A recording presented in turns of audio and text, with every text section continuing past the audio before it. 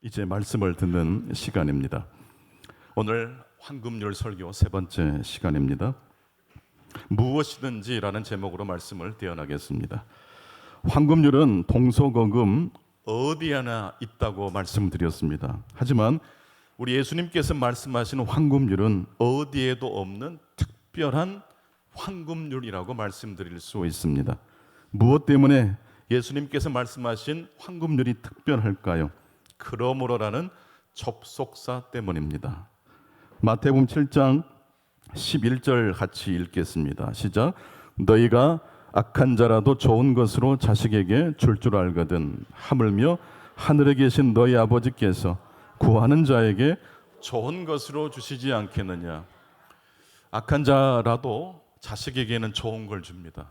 하물며 하늘에 계신 우리 하나님께서 구하는 자녀의 소망을 좋은 것으로 채워주지 않으시겠느냐라고 7장 11절에 말씀하고 있고, 이어서 황금률 말씀이 그러므로라는 접속사로 시작됩니다. 그러므로 즉 하늘 아버지께서 구하는 자에게 좋은 것으로 주신다고 말씀하신 그 말씀을 이어받습니다. 그러나 일반 황금률에는 이 그러므로라는 접속사가 없어요.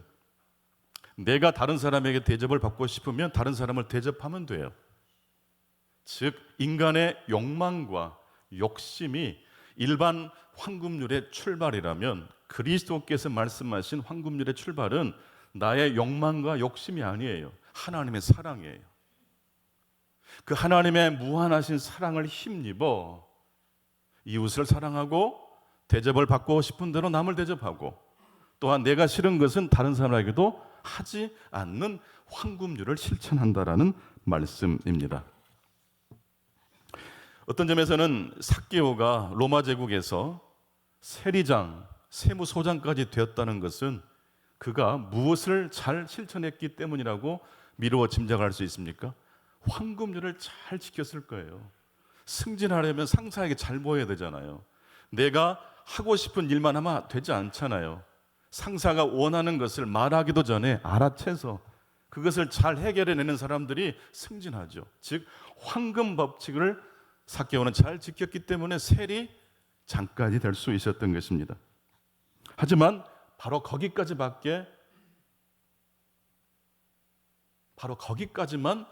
일반 은총의 황금률은 끝나게 됩니다. 그 나머지는 없어요. 굳이 예수님을 믿지 않아도 황금률을 지키면 사업도 잘할 수 있고 승진도 할 수 있습니다. 그런데 그리스도의 황금률은 하나님의 사랑을 받았으니 다른 사람을 나보다 낫게 여기는 것입니다. 또한 그리스도의 황금률은 제자들에게, 교회에 주신 황금률이라는 것이 있습니다. 그리스도의 황금률은 제자 공동체, 너희에게 주신 황금률입니다. 한 사람 개인에게 준 게 아니라 공동체에 주신 것입니다. 즉 우리 믿는 사람들이 이 황금 법칙을 잘 지킴으로 우리의 착한 행실을 보고 믿지 않는 사람들이 하늘 아버지께 영광을 돌리라는 사명을 우리들이 갖게 되었다는 말씀입니다. 그렇다면 어떻게 하면 우리들이 믿는 사람으로서 그 사명을 잘 감당할 수 있을까요? 어떻게 하면 믿지 않는 사람들이 충만교회 성도들을 보고 하나님께 영광을 돌릴 수 있을까요? 황금률의 원어 성경을 보게 되면 개역 개정에는 없는 말씀이 포함되어 있습니다. 원어 성경을 한번 읽어보겠습니다. 그러므로 무엇이든지 너희가 사람들이 너희에게 하기 바라는 모든 것을 너희도 그들에게 그대로 행하라. 이게 원어의 의미입니다. 무엇이든지, 그러므로 너희가 사람들이 너희에게 하기 바라는 모든 것을, 즉 내가 원하는 부분만 상대방에게 주는 게 아니고 내가 원하지 않는 영역까지 모든 것을 베풀 수 있어야 된다라고 말씀하고 있습니다.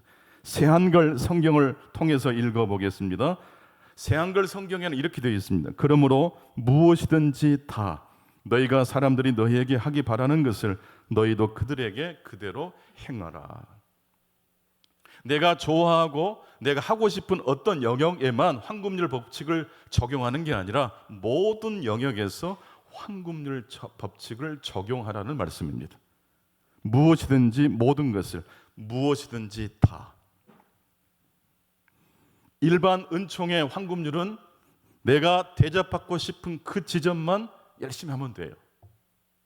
그러나 그리스도께서 말씀하신 황금률은 모든 것을, 모든 영역에 황금 법칙이 적용되게 해야 합니다. 이 무엇이든지 모든 것 속에 포함되어 있는 것은 무엇일까요? 첫 번째, 그리스도인은 질서를 대접할 수 있어야 한다라는 것입니다. 예수님께서 말씀하신 모든 영역의 황금 법칙을 실천하라라고 했을 때 그 모든 것 속에 첫 번째 질서가 포함되어 있습니다. 예배를 마치고 제1교회 성도들이 또 예배를 11시 반부터 드리지 않습니까? 그래서 우리들이 아무튼 제 시간에 예배를 마쳐야 되고요, 쓰레기나 의자가 흐트러진 것들을 짧은 시간이지만 정리정돈을 해야 돼요. 그래야 다음 성도들이 예배를 드리는데 불편함이 없죠. 이게 황금 법칙을 적용하는 것입니다. 만약 우리들이 질서와 정돈을 잘 대접한다면 어떤 결과가 있게 될까요? 청소도 잘하고 정리정돈도 잘하고 약속을 했으면 약속을 잘 지키는 이 질서 있는 삶을 살게 되면 반드시 복이 임하지 않겠습니까? 정리의 달인하면 일본의 그 곤도 마리아 여사가 생각나실 겁니다.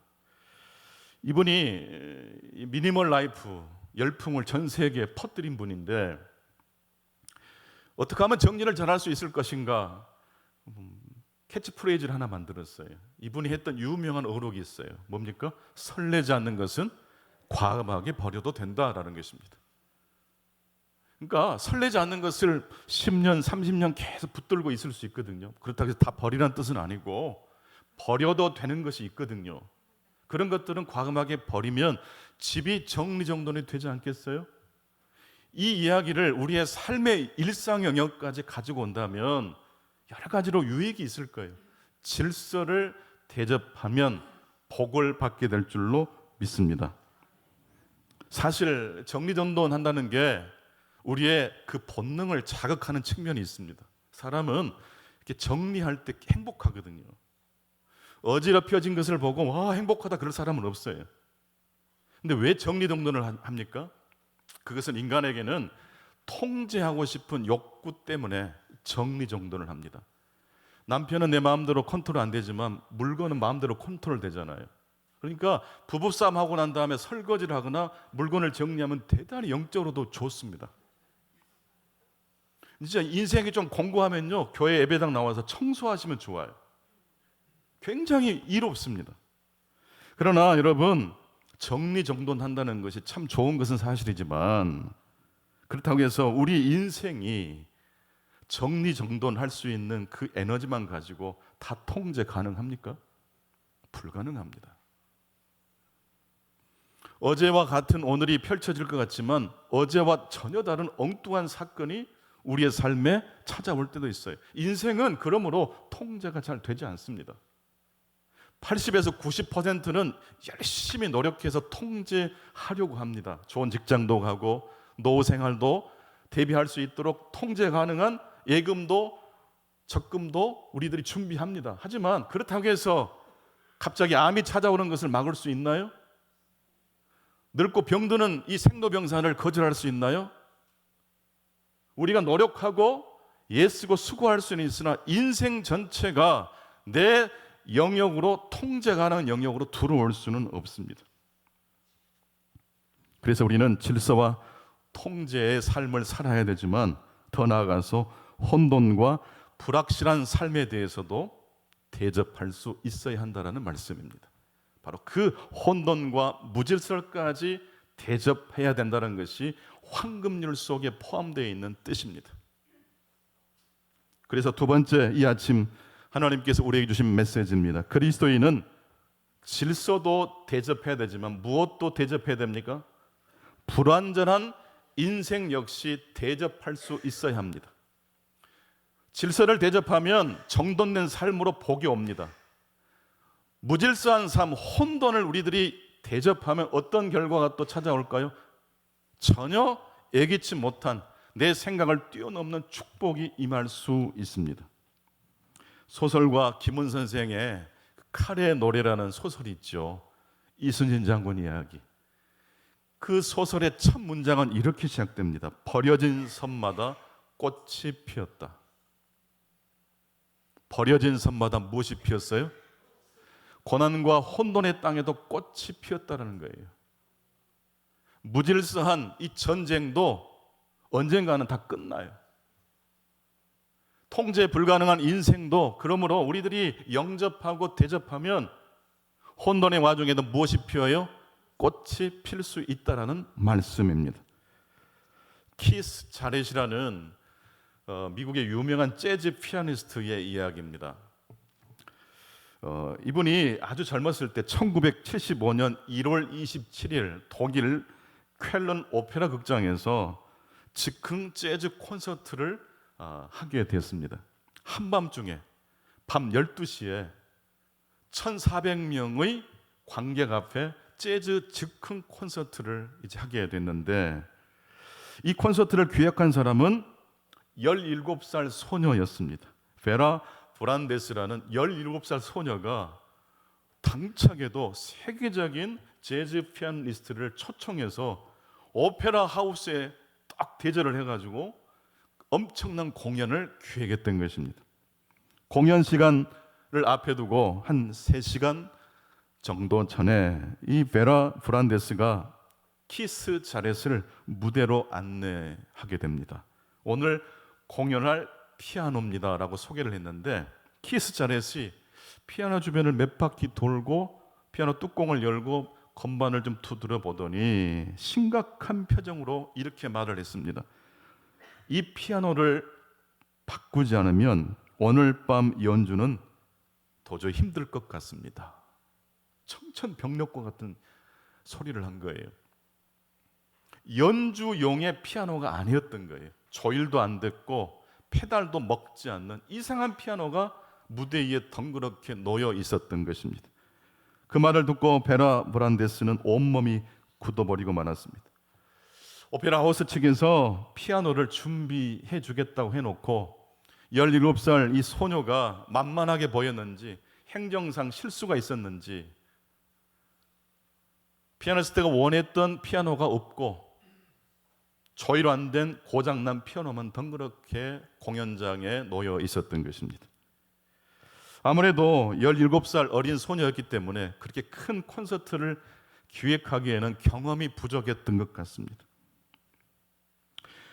그렇게 해서 수소문을 해서 피아니스트가 원했던 그런 사양의 피아노를, 그 제품을, 메이커 피아노를 찾긴 찾았어요.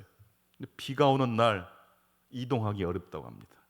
그래서 어떻게 사정해서 조금 더 좀 모자라지만 그 다음 급의 피아노를 가지고 왔는데, 이번에는 연주용보다 절반 크기예요. 그러면 콘서트홀에서 그랜드 피아노로 연주하지 않으면 저 끝에 있는 사람까지 소리가 전달 안 되는 거거든요. 소리를 또 쳐봤더니 여전히 조율도 안 돼 있어요. 소리도 잘 나지 않아요. 큰일 났습니다. 키스 자렛은 안 되겠다라고, 오늘 콘서트 도저히 못합니다 라고 선언을 해버리고 그저 자기가 타고 왔던 차로 들어가 버렸어요. 이제 몇 시간 후면 1,400명의 관객이 이제 들이닥칠 텐데, 소녀, 17살 소녀가 얼마나 당황이 되고 얼마나 심장이 쿵쾅거렸겠습니까? 이 소녀가 할 수 있는 일은 딱 한 가지밖에 없었어요.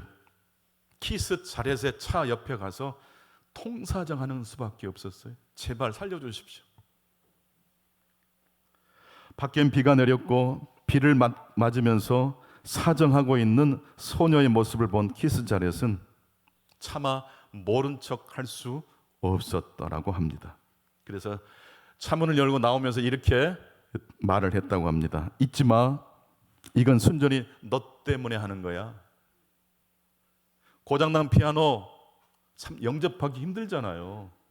유명한 재즈 피아니스트가 조율이 돼도 그날의 컨디션에 따라서 더 잘 될 때도 있고 못 될 때도 있는데, 이건 아예 시작부터서 망가진 고장난 피아노로 연주를 해야 돼요.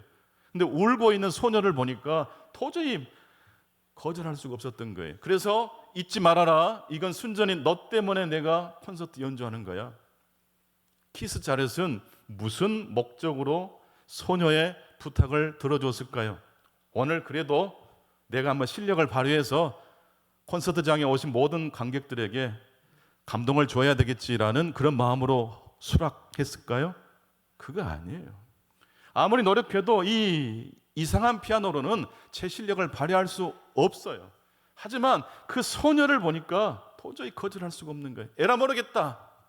부족하지만 불완전하지만 수용하겠다라고 결정을 내린 겁니다. 이제 연주회가 시작이 됐습니다. 꽝꽝 피아노 건반을 한 개씩 두 개씩 누르고 연주회가 시작됐는데 어차피 고음은 잘 나오지 않고 그렇기 때문에 키스 자렛이 임기응변을 발휘합니다. 왼손으로 이 피아노의 그 볼륨이 너무 작으니까 쾅쾅 왼손으로 이 낮은 음을 많이 쳤어요. 그 리듬감을 드럼 치듯이. 그리고 그 리듬감이 살려지니까 관객 속으로 이 공명감이 막 보내지는 거예요. 그리고 그 사이사이에 이제 음들을 넣어서 공연을 시작했고, 그래서 많은 사람들이 만족스러운 공연을 할 수 있었는데 그때의 공연을 녹음을 했어요. 그리고 앨범을 냈어요. 쾰른 콘서트라는 앨범인데요. 이 앨범이 무려 전 세계적으로 350만 장이 팔렸답니다. 지금까지 그 어떤 솔로 재즈 앨범도 그 어떤 피아노 앨범도 이 앨범만큼 팔린 앨범이 없다라고 합니다. 처음에 키스 자렛이 이 엉터리 피아노로는 연주할 수 없다라고 판단한 것은 잘한 겁니까? 못한 겁니까? 그건 틀린 거 아니에요. 지금 잘한 거예요. 그건 당연한 거예요. 하지만 나쁜 도구로 어떤 연주자가 연주하고 싶은 사람이 있었겠습니까? 그건 불가능합니다. 그래서 키스 자렛이 처음에 오늘 공연 못한다고 말한 것은 잘한 결정이었습니다. 하지만 소녀의 안타까운 모습을 보고 키스 자렛이 공연을 하기로 마음을 바꾼 것, 즉 남에게 대접을 받고자 하는 대로 너희도 남을 대접하라라는 이 황금률을 키스 자렛이 자기도 모르게 실천해 버린 거예요. 근데 이 피아노가 고장난 피아노, 연주형보다 절반 크기의 작은 피아노를 영접했다라는 건 뭡니까? 불완전한 혼돈의 상황을 대접했다라는 것입니다. 그래서 그 불완전한 상황을 극복하기 위해서 평상시라면 행동하지 않았던 그런 주법을 막 해낸 거예요. 그러다 보니까 세계에서 단 하나밖에 없는 아름다운 콘서트가 탄생하게 되었다라는 것입니다. 오늘 또 우리 어린이 주일 예배를 드릴 때 우리 지한이도 울고 보니까 레온이도 막 삐약거리고 그랬잖아요. 근데 그 모습이 여러분 불편하세요? 사랑스럽잖아요. 우리 인간은 질서 정연한 것을 영접하고 대접해야 돼요. 하지만 가끔씩은요, 이 질서와 통제력을 어긋낼 필요가 있다는 거예요. 애들이 와서 예배 시간에 막 울어도 우리 어른들은 오히려 음악 소리보다 더 달콤하게 들어요. 그 아이의 울음소리로 하나님이 우리에게 말씀하시는 감동이 있기 때문인 줄로 믿습니다. 그러므로 성도 여러분, 우리의 삶의 질서와 통제만큼 중요한 것이 뭡니까? 불완전함입니다. 고장난 피아노처럼 불완전한 상황이 우리의 삶에 들이닥쳤을 때에 시작은 안 된다라고 판단하는 게 맞아요. 그러나 한 번 더 기도한 다음에 생각해 보세요. 혹시 하나님이 이런 통제 불가능한 상황 속에서 나에게 말씀하시는 것이 없을까? 잊지 말아요. 이건 순전히 너 때문에 하는 거야. 시작은 소녀를 구원해 주기 시작했지만 결과적으로는요, 이 소녀가 키스 자렛을 전 세계적인 아티스트로 만들어 버렸어요. 오병이어의 도시락을 예수님께 가져다 주었던 소년의 그 헌신을 하나님 받으시고 몇천 명을 먹이셨어요. 5천 명을 먹이신 것처럼 말입니다. 그러므로 무엇이든지 다라는 표현이 그리스도께서 가르치신 황금률에 있습니다. 내가 좋아하고 원하는 것을 넘어서 불편한 상황, 통제 불가능한 상황 속에서도 하나님은 역사하신다는 말씀입니다.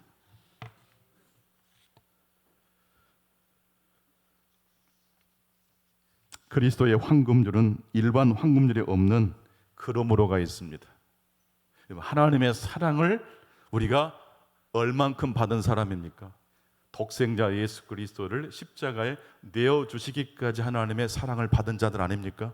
그러므로 그 사랑을 받은 자이기 때문에 질서와 통제 가능한 정성스러운 삶도 우리들이 갖고 나가야 되겠지만 가끔씩 찾아오는 불안전한 상황도 놀라지 말고 혹시 이 상황 속에서도 하나님이 함께 하신다는 사실을 기억하시면서 마음을 활짝 열고 모든 것을 다 수용할 수 있는 하나님의 마음에 안기실 수 있는 저와 여러분 되시기를 축원합니다. 좋은 이야기는 누구든지 다 경청하려고 합니다. 그러나 불편한 이야기, 불안전한 이야기는 다 귀를 막으려고 합니다. 예수님은 죄인들을 만나셨을 때 율법주의자들이 했던 행동과 정반대로 행동하셨어요. 율법주의자들은 죄인이야 라고 정죄하고 끝나버렸지만 예수님은 고장놈 피아노와 같은 삭개오 수가성 여인을 찾아가서 만나주셨습니다. 그래서 그들의 운명이 어떻게 됐어요? 바뀌어졌어요. 마틴 루터 킹 목사님이 워싱턴 그 수많은 군중 앞에서 나는 꿈이 있습니다라는 연설을 했지 않습니까? 그런데 여러분 그 연설은 인류 역사상 가장 명연설이고 앞으로도 그럴 겁니다만은 그 명연설이 탄생하게 된 스토리를 아시는 분 혹시 계세요? 원래 마틴 루터 킹 목사님은 꼼꼼하게 원고를 써서 원고를 암기해서 연설하는 아주 계획형의 인간이었다고 합니다. 설교도 다 암기해서 30분짜리 설교를 다 암기해서 설교해요. 그렇게 준비합니다. 일주일에 10몇 시간씩 설교에 투자를 합니다. 워싱턴에 모여든 수많은 군중들 앞에 여전히 마틴 루터 킹 목사님은 잘 준비된 원고를 가지고 연설을 시작했어요. 많은 사람들이 감동을 받았어요. 그런데 마지막 절정을 향해 나아갈 때 자기 원고를 보니까 마음에 안 들어요. 지금 청중들의 열기와 자신이 준비한 원고가 이게 잘 연결이 안 돼요. 지금 청중들은 불을 받았어요. 근데 자신의 원고는 너무 준비가 안 됐어요. 청중들의 열정을 따라가기 힘들다는 판단이 섰어요. 이때부터 마틴 루터 킹 목사님은 최근에 했던 설교 내용을 생각해냅니다. 원고 외에 다른 연설을 하기 시작하자 뒤에 백그라운드에서 함께 동역해 주었던 동역자들이 응원을 해줍니다. 마틴 루터 킹 목사님 즉흥 연설을 하세요. 담대하세요. 그리고 꿈 이야기를 해주세요. 설교 시간에 매주 하셨던 그 꿈과 비전에 대한 이야기를 해주세요라고 뒤에서 응원해 준 거예요. 그래서 나는 꿈이 있습니다라는 그 명연설이 즉흥적으로 쏟아진 것입니다. 때로 하나님은 준비된 꼼꼼한 원고를 통해서 역사하시지만 그 질서를 초월해서 즉흥 설교와 연설을 통해서도 청중들의 마음을 두드리십니다. 그러므로 이 한 주간 질서와 통제 가는 것뿐만 아니라 내 능력을 넘어서는 모든 것을 다 대접하라는 그 말씀 속에 담겨 있는 인간의 불완전한 상황도 수용하시고 과감하게 대접하시는 복된 한 주 되시기를 간절히 축복합니다.